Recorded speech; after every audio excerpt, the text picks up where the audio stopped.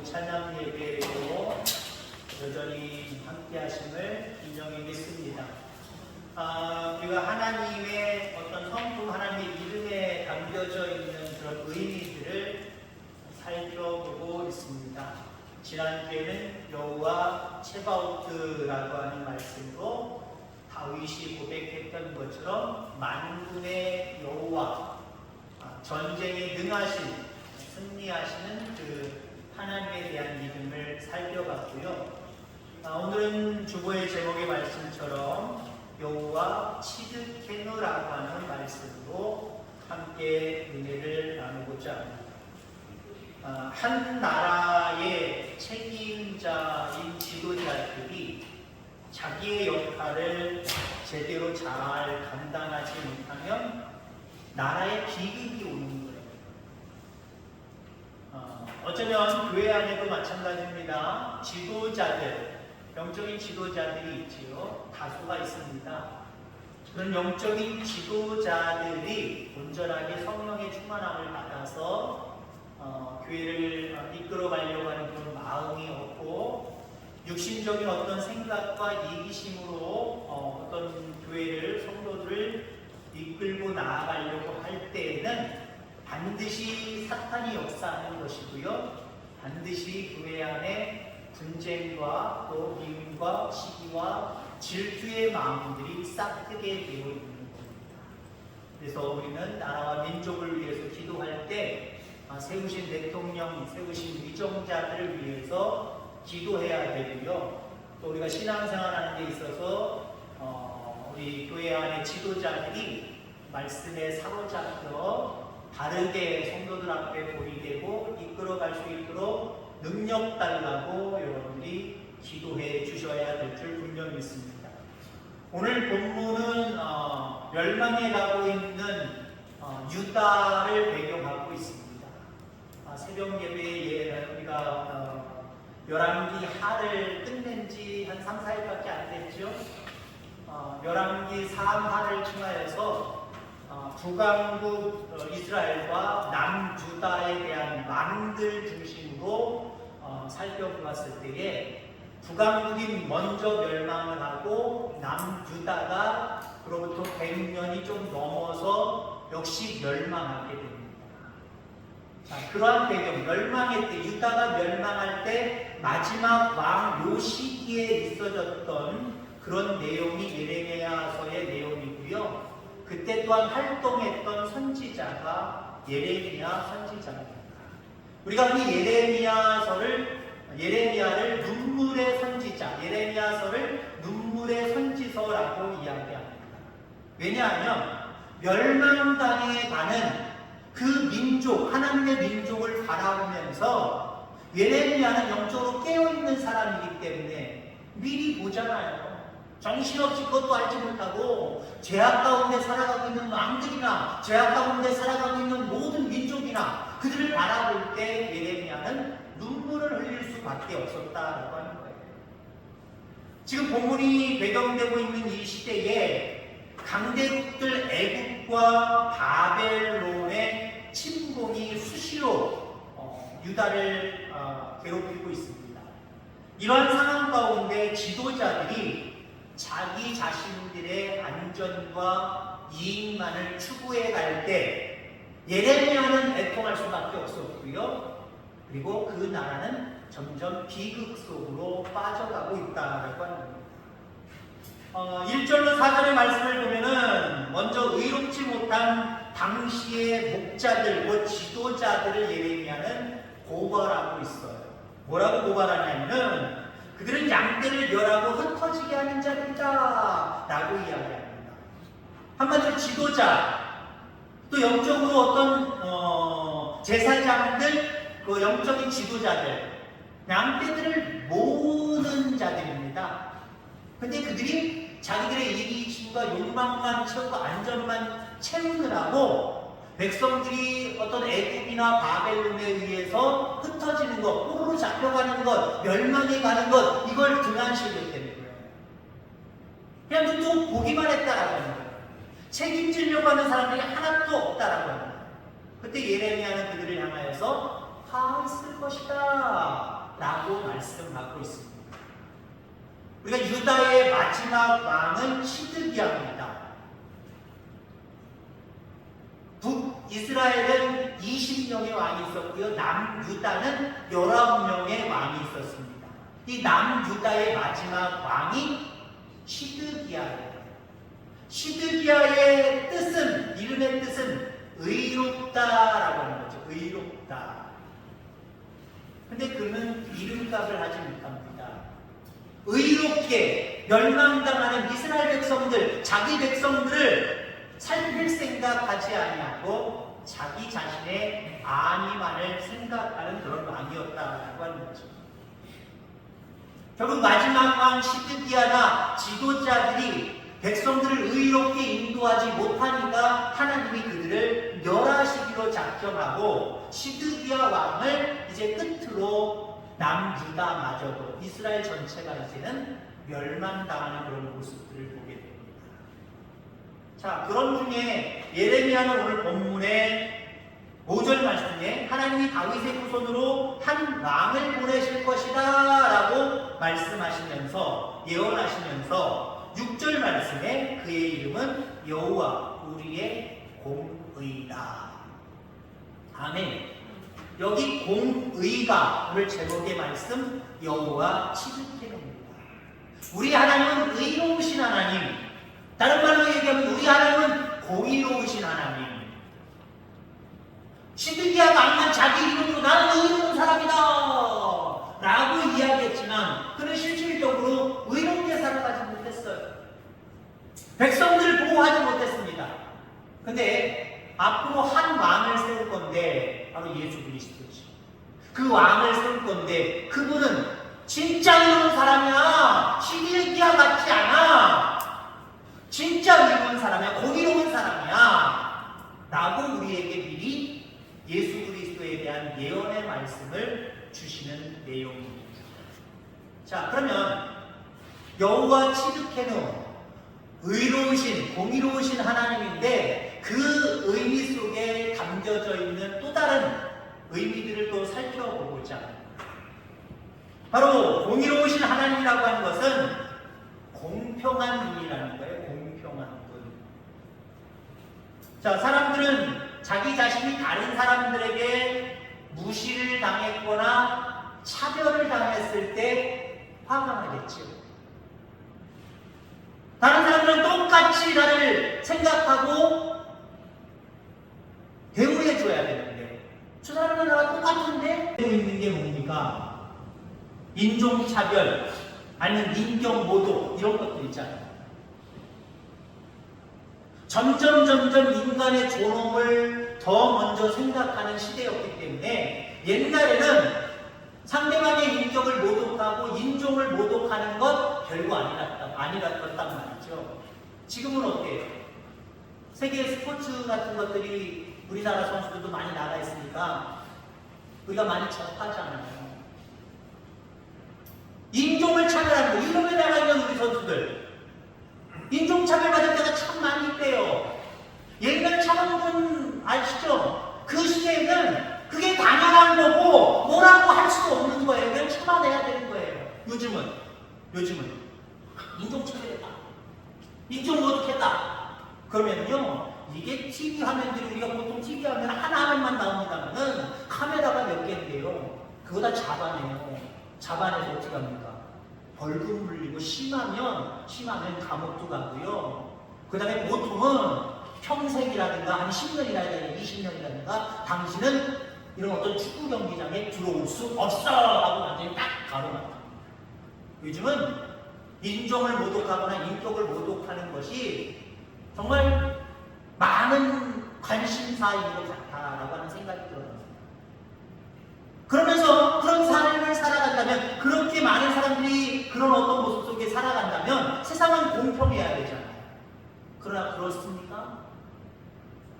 그러함에도 불구하고 여전히 세상은 불공평합니다.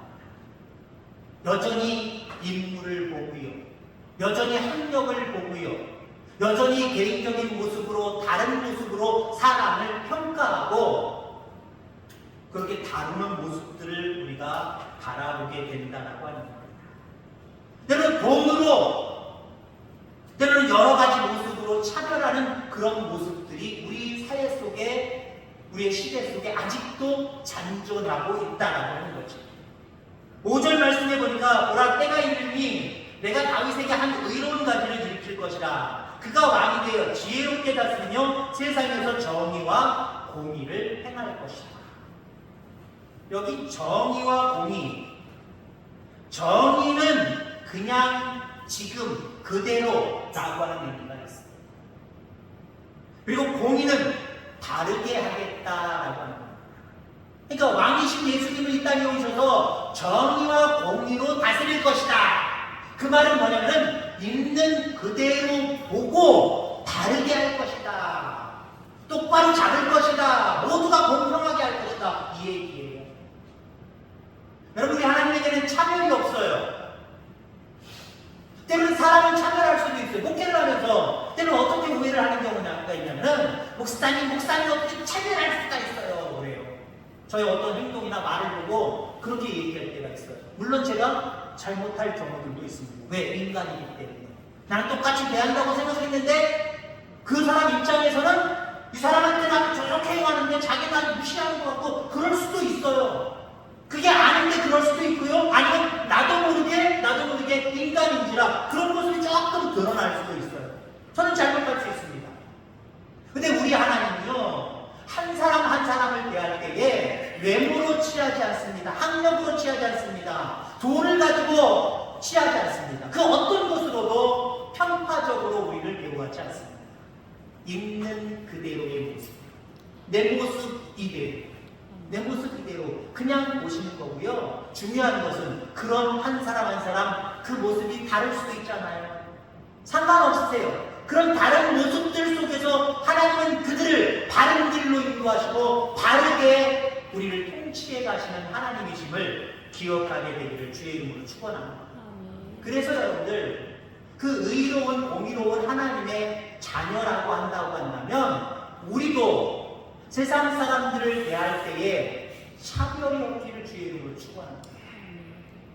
어쩌면 그리스도인들이요, 교회 안에서든 밖에서든요, 오히려 더 차별주의자가 돼갈 수 있다라고 합니다. 왜요? 우리 세상 사람들이 옳고 그름을 이야기하는 것 다 알지만 또 어떻게 뭐까지 알고 있어요? 영적인 것까지도 알죠. 저렇게 죄짓 다간 지옥 가고 하나님 살면 이렇게 하나님 따라가는 거야. 그런데 여러분들 모두가 바르게 하시는 것이 하나님의 뜻이에요.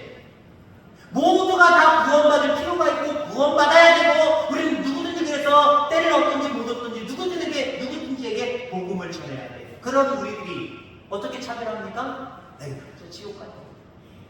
구원해낼 생각은 하지 않고 물론 있는 그대로 보긴 보지요. 너희들은 죄인, 구원받을 수 없는 자들. 그래서 나는 너희들과 상관 안 해. 너희들을 어떤 수준 이하로 바라볼 거야. 이것까지 넘어가니까 우리 그리스도인들의 문제가 되고 있는 거예요. 우리는 하나님이 있는 그대로 보시고 바르게 인도하시는 것처럼 우리도 세상 사람들을요 있는 그대로 볼 필요 있어요. 아, 그렇구나, 그럴 수 있겠구나 이렇게 바라봐야 돼요. 그러면 돼? 안 되지. 아이고 나 저 사람 나쁜 사람이네. 이렇게 매도하지 말고요. 아, 그럴 수 있어. 따라합시다. 그럴 수 있어. 그럴 수 있어. 있는 그대로 바라보는 거예요. 거기에 더 중요한 건 그들을 바른 길로 인도하는 거예요. 그게 공의로우신 여호와 츠드케노의 하나님이 공의를 따라 살아가는 우리들에게 요구하시는 삶을 기억하고 이대로 살아가는 저와 여러분들 다 되기를 주의 이름으로 축원합니다.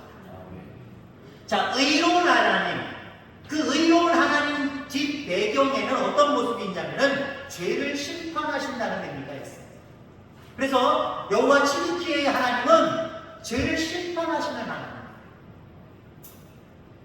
죄는 사람을 망하게 하고 죽이게 합니다. 죽게 합니다. 영원히 죽게 합니다. 근데 문제는 뭐냐면은 죄는 인간에게 달콤하게 다가온다라고 하는 거예요. 우리들에게 직접적으로 달콤하게 유혹되어져 오는 그 죄악을 경계해야 되고요. 차단해야 될 줄 믿습니다. 아니면 나도 모르게 한 발을 들여놨다고 한다면 바르게 깨닫고 우리는 하나님 앞에 회개해야 될 줄 분명히 있습니다. 그리고 때로는 다른 사람들 바라보며 살아갈 수밖에 없잖아요. 죄악은 달콤하게 꿀단지처럼 찾아온다니까요. 그러니까 상징적으로 세상 사람들이 죄악 가운데 있으면서 꿀 빨고 있는 것처럼 보이는 것, 여기에 여러분들 부러운 시선으로 바라보지 않게 되길 바랍니다. 내가 하나님을 바라보는 것도 중요하지만 하나님의 시선을 가지고 내 주변의 사람들을 바라보는 게 좋아요. 그냥 육신의 눈만 가지고 바라보면 저 사람은 왜 이렇게 잘 살지? 왜 저 사람은 뭐가 이렇게 잘 되지? 나는 왜 믿어도 하나님을 이렇게 기도해도 뭐가 잘 안 되고 나는 왜 이러지? 이런 눈으로 바라보는 것이 아니라, 이런 눈으로 바라보시는 것이 아니라, 저들이 왜 내가 보기에 육신적인 눈으로 바라보기에 왜 잘 살고 더 행복해 보이느냐? 거기에 우리는 그들은 세상적인 달콤한 죄악을 빨고 있다라고 하는 거예요. 그 죄악의 단맛을 빨고 있는 그들을 우리는 부러워하지 않게 되길 바랍니다. 저게 전부가 아니야. 그 뒤에는 여호와 치드케누의 하나님, 치드케누의 하나님, 죄를 심판하시는 하나님, 그분이 이 땅에 오시고 심판의 때가 되면 저건 아무것도 아니야, 부러워할 필요 없어, 힘을 낼 필요 없어, 저거 닮아갈 필요 없어. 이렇게 우리는 달콤하게 유혹하는 죄를 멀리하고 차단하고 회개하는 삶을 살아가는 우리 모두가 다 되기를 주의 이름으로 축원합니다. 자, 그리고 이때 공의로우신 하나님, 모든 것을 있는 그대로 차별 없이 바라보시고 바르게 하시며 죄악을 심판하시는 이 하나님, 그 속에는 물론 심판하신다 그러니까 무서워, 두려워, 이런 부분도 있겠지만 사실 이 모든 것들을 통합해 보면요, 우리에 대한 사랑이에요. 그래서 여호와 치드케누의 하나님 속에는 우리를 사랑하시는 하나님의 면모를 찾을 수가 있다라고 하는 거죠. 하나님은 우리의 죄와 불의를 용서해 주시고 거룩하신 하나님 앞에 설 수 있도록 우리에게 의로운 옷을 입혀주시는 하나님. 그 은혜가 얼마나 감사합니까? 누더기와 같은 죄악의 옷만 입고 살다가 어떻게 사는지 관계없어요. 살다가 영원한 생명의 나라에 가서 심판받아 영원한 지옥 형벌 받아야 될 우리들에게 이 땅에 살아가면서 우리의 죄를 사하시고 우리에게 그 여호와 치드케누의 하나님, 공의로우신 하나님, 그 하나님 입으신 옷을 우리에게 그 의의 옷을 입혀주셨다는 거예요. 아멘. 그 의의 옷을 입혀주시고 그러한 의인들에게 사랑을 베푸시며 역사하시는 그 하나님께만 우리는 집중하고 살아가야 됩니다. 그렇지 아니하고 그 사랑의 하나님을 바라보지 못하고 세상 육신의 눈만으로 세상을 바라볼 때는요, 달콤한 죄악 가운데 빠질 수밖에 없어요. 다른 말로 얘기하면 의로운 의의 옷을 벗김당할 수밖에 없어요. 여러분, 그렇지 않게 되기를 바랍니다. 늘 의롭게 하시는 하나님의 의를 따라 하나님이 입혀주시는 그 의의 옷을 입고 하나님의 사랑을 힘입고 더 의지하며 살아갈 수 있게 되기를 주의 이름으로 축원합니다. 우리의 의가 되시는 하나님, 우리를 구원하신 하나님, 의롭게 하신 하나님이 가장 귀하게 하신 일이 있어요. 가장 귀하게 하신 일, 그건 바로 예수 그리스도를 이 땅에 보내주신 겁니다. 그리고 무엇보다도 그 예수님이 우리의 죄를 대신해서 십자가를 짊어지시고 십자가에서 달려 돌아가신 것, 우리의 모든 죄를 사해 주셨다는 겁니다. 이게 하나님의 사랑 아니에요? 공의로우신 하나님의 그 뒤에 숨겨져 있는 놀라우신 하나님의 사랑이다라고 합니다. 그걸로 끝난 게 아니잖아요. 우리에게 보혜사 성령님을 보내주셔서 이 힘들고 어렵고 각박한 광야 같은 이 세상 속에서도 우리 편이 되어주셔서 늘 우리를 돌봐주시고 인도해 주신다라고 하는 거예요. 이게 하나님의 사랑이에요.